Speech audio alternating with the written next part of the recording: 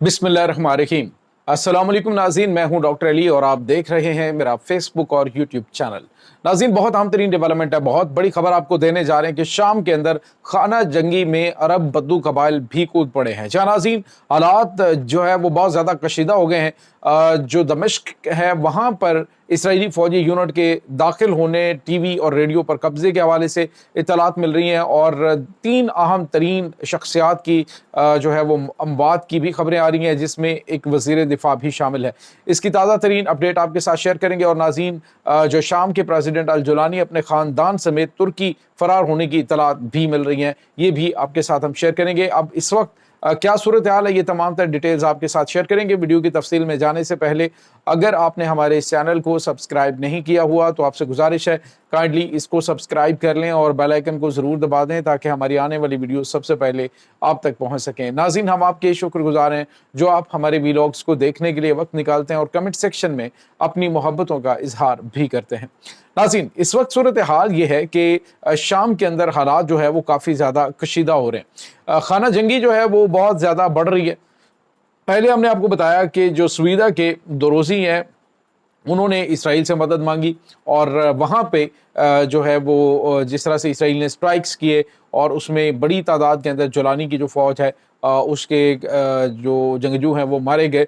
और अब जो है वो सूरत हाल ये है कि जो इसराइल है उसने 48 घंटे जुलानी को दिए कि वो अपनी फ़ौज को वहाँ से निकाल ले और नाज़रीन उनके टैंक और फ़ौजें वहाँ से निकल चुकी हैं। अब सूरत हाल ये है कि जो बद्दू कबाइल हैं उसमें बताया जा रहा है 60,000 के करीब जो बद्दू हैं उन्होंने अपना एक लश्कर तैयार किया है और उन्होंने स्वीडा की जानिब मार्च शुरू कर दिया है कि वो स्वीडा जो है उसको दोरोजियों से आज़ाद करवाएंगे। नाज़रीन, ये जो दोरोजी हैं ये स्वीडा के इलाके के अंदर वहीं पे मुकामी हैं, ये वहाँ पे रहते हैं और इस वक्त बद्दू कबाइल और इनके दरमियान मसाइल ये हैं कि अरब के जो बद्दू कबाइल हैं उनके ऊपर रॉकेट जो है वो अटैक किए गए थे स्वीडा से दोरोजियों की जानिब से, जिसमें बताया जा रहा है कि 150 के करीब जो है वो उनके कबाइली मारे गए थे।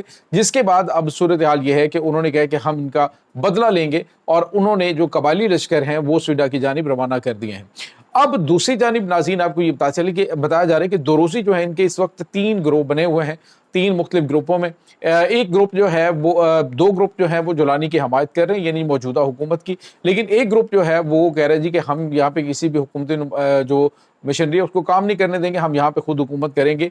यहाँ पे हम हमारे ऊपर बड़ा जुल्म और ज़्यादती जुलानी की जानिब से की गई है तो हम जो है उन्हें यहाँ पे दाखिल नहीं होने देंगे। दूसरी जानिब उन्होंने इसराइल से जो है वो मदद मांग ली और इसराइल ने उनको जो स्ट्राइक भी दी, सपोर्ट की।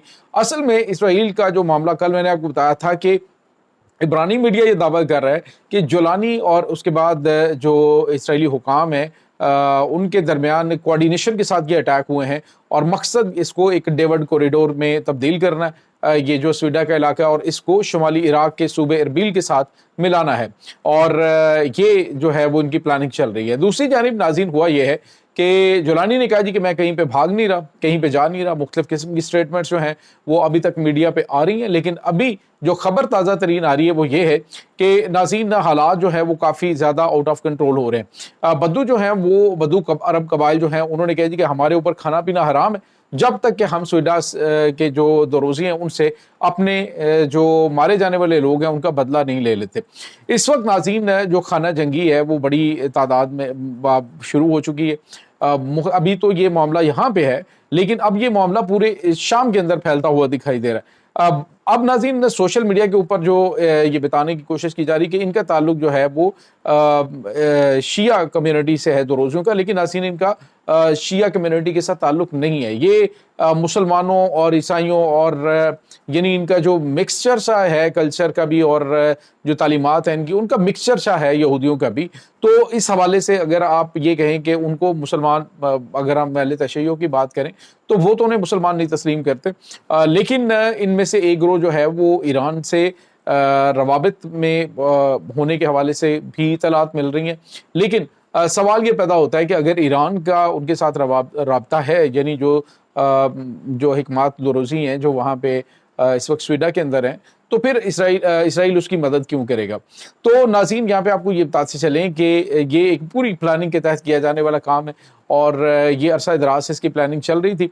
जिस तरह से जो ईरान के IGRC کے کمانڈر ہیں، انہوں نے کہا تھا کہ یہ شام سمیت مختلف اسلامی ممالک انہیں 60 ٹکڑوں میں تقسیم کرنے کی پلاننگ کیے ہوئے ہیں۔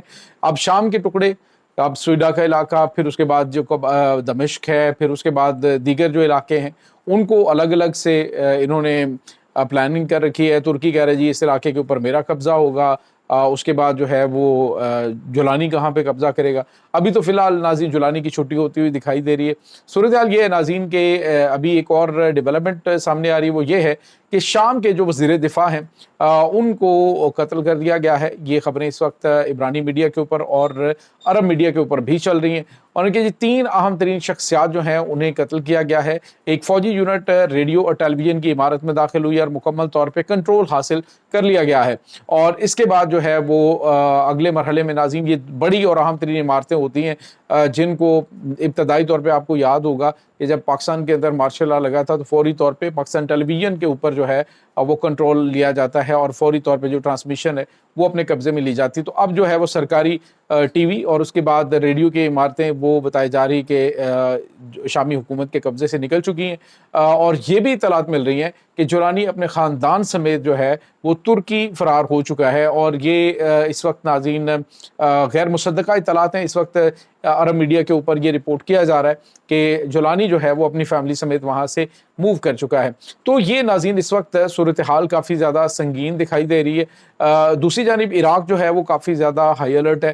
عراق میں خاص طور پہ ناظرین جو اب آنے والے دنوں کے اندر وہاں پہ اربعین ہے، اور مشی کا جو ایک سفر کا نجف سے کربلا تک ہوتا ہے وہ بھی ہے، اور پوری دنیا سے زائرین وہاں پہ جاتے ہیں۔ تو یہ بھی ایک ایسا موقع ہو سکتا ہے کہ اگر وہاں پہ کوئی شرارت بازی اسرائیل کی جانب سے شروع کر دی گئی تو حالات کافی زیادہ خراب ہو سکتے ہیں، اور تمام امت مسلمہ جو ہے وہ اس معاملے میں آگے آ سکتے ہیں۔ ابھی بہرحال تو ابھی تو فی الحال امت مسلمہ کے اتحاد کے حوالے سے کچھ بھی نظر نہیں آ رہا ہے، سارے کے سارے بکھرے ہوئے ہیں، بجائے اس کے کہ وہ اب آنے والے خطرے کو بھانپیں اور دشمن کی جو سازشیں ہیں ان کو بے نقاب کر کے ایک پلیٹ فارم پہ اکٹھے ہوں۔ مسلسل جو ہے وہ ٹوٹتے جا رہے ہیں اور سمجھ رہے ہیں کہ ہماری باری نہیں ہے، لیکن ایک کے بعد ایک کی باری آنے والی ہے۔ پاکستان ناظرین اس حوالے سے اپنی تیاریاں مکمل کیے ہوئے ہے، پاکستانی سرحدوں پہ خطرات موجود ہیں، اور ناظرین یہاں پہ آپ کو یہ بھی بتاتے چلیں کہ پچھلے تقریباً 35 روز سے ایک جو اسٹیلتھ فائٹر بمبار طیارہ ہے وہ اس کے اندر ڈپلائیڈ ہے۔ بتایا جا رہا ہے کہ وہ خراب ہے، لیکن کیا پتہ کہ کس پلاننگ کے تحت اس کو اسرائیل اس کی جانب سے، برطانیہ کی جانب سے وہاں اتارا گیا۔ بہرحال ناظرین بعض اوقات یہ ہوتا ہے کہ دیکھنے ہاتھی کے دانت کھانے کے اور دکھانے کے اور ہوتے ہیں، لیکن اس وقت جو صورتحال ہے وہ کافی زیادہ پریشان کن ہے۔ آنے والے چند مہینے میں پوری دنیا ایک بڑی خوفناک عالمی جنگ کا سامنا کرتی ہوئی دکھائی دے رہی ہے، اور اس پورے سینیریو کے اندر آپ دیکھیں گے کہ مسلمان جو ہیں وہ ہی ٹارگٹ ہوں گے۔ ان کا یہ چھوڑ دیں کہ کون سا ملک جو ہے وہ سنی ہے، کون سا جو ہے وہ وہابی ہے، کون سا جو ہے وہ شیعہ ہے، کون سا کس مسلک سے تعلق رکھتا ہے۔ تو یہ تمام تر چیزوں کو چھوڑ کر ان کا ایک ہی ٹارگٹ، اور وہ ہے مسلمان ممالک۔ اب دیکھتے ہیں کہ مسلمان حکمرانوں کو کب عقل آتی ہے کہ اپنے تمام تر اختلافات بھول کر ایک پلیٹ فارم پہ اکٹھے ہو کر اسلام کی حفاظت کی بات کریں۔ مجھے وہ ایک بات بڑی پسند آئی، سپریم لیڈر ایران کے جو ہے آیت اللہ سید علی خامنائی، تو جب اسرائیل نے ان کو قتل کرنے کی دھمکی دی کہ ہم انہیں اساسینیٹ کر دیں گے، تو انہوں نے ایک بات کہی کہ میں نہ رہوں کوئی فرق نہیں پڑتا، ایران نہ رہے، ایران کو خطرہ ہو یا ایران کے خاتمے کے حوالے سے بات کریں تو کوئی فرق نہیں پڑتا، بس اسلام جو ہے اس کو خطرہ نہیں ہونا چاہیے۔ تو اسلام کے لیے سب کو اکٹھا ہونے کی ضرورت ہے تاکہ آپ کو اندازہ ہو۔ اب اس وقت سارے کے سارے آپس میں الجھے ہوئے ہیں، اور یہی دشمن کی سازش تھی کہ ان کو آپس میں لڑا کے کمزور کیا جائے۔ شام کے حالات ناظرین بہت عرصے سے خراب چلے آ رہے ہیں، عرصہ دراز ہو گیا ہے کہ شامی مسلمان جو ہے وہ شدید ترین مسائل کا شکار ہیں، کبھی کسی کے ظلم کا، کبھی کسی کے ظلم کا۔ ہماری دعا ہے کہ اللہ رب العزت شامی مسلمانوں کی حفاظت فرمائے، اور دنیا میں جہاں جہاں پہ مسلمان موجود ہیں ان سب کو اپنی حفظ و امان میں رکھے۔ اس تمام صورتحال کے بارے میں آپ کا کیا کہنا ہے؟ کمنٹ سیکشن میں اپنے خیالات کا اظہار ضرور کیجیے گا۔ انشاءاللہ بہت جلد ملتے ہیں ایک نئی ویڈیو میں، تب تک کے لیے اپنا بہت سارا خیال رکھیے گا۔ اللہ مبارک۔